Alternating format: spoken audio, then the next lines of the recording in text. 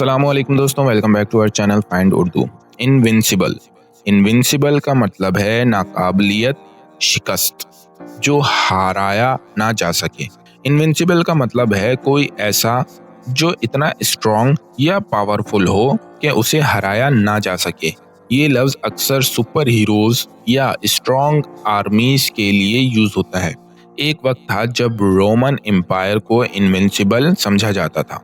The champion seemed invincible during the tournament. Champion tournament के दौरान नाकाबिलियत शिकस्त लग रहा था। तो दोस्तों, इनविंसिबल का मतलब है कोई ऐसा जो अनबीटेबल या नाकाबिले शिकस्त हो। उम्मीद है अब आपको इनविंसिबल का मतलब समझ में आ गया होगा। मिलते हैं नेक्स्ट वीडियो में। शुक्रिया।